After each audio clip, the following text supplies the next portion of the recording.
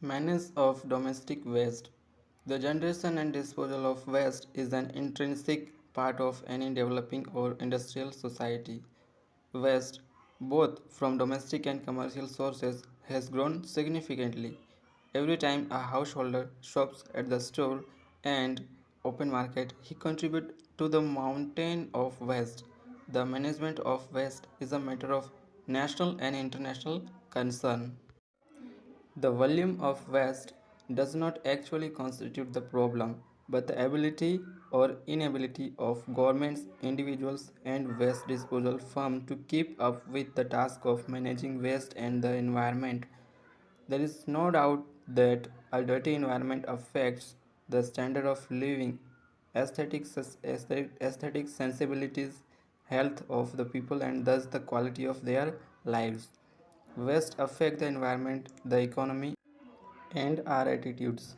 Domestic waste is becoming a serious problem today as we consume ever more stuff, buy and throw away more things. Getting rid of all the waste we produce is a challenge for local authorities and has negative effect on our environment and on our attitudes. Waste management simply means the collection, keeping, treatment and disposal of waste in such a way as to render them harmless to human and animal life, the ecology and environment generally. It could also be said to be the organized and systematic dumping and channeling of waste through or into landfill or pathways to ensure that they are disposed of with attention to acceptable public health and environmental safeguard. Proper waste management will result in the abatement or total elimination of pollution. First of all, vast amount of land are used as a landfill. Now that land near many cities is limited and expensive. It seems crazy to be using it to bury old newspaper and waste.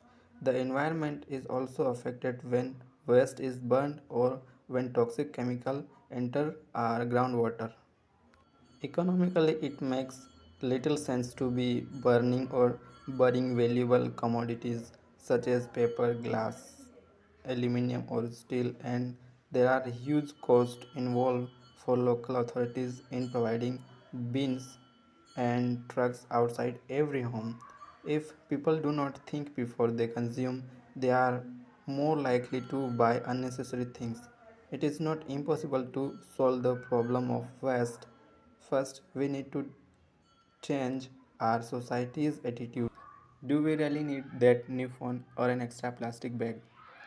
If we reduce our consumption, our output of waste will drop down drastically. Secondly, we need programs for recycling every kind of waste electronic, paper, glass, cans, packaging, and so on. People can be encouraged to recycling using special bins and drop off areas.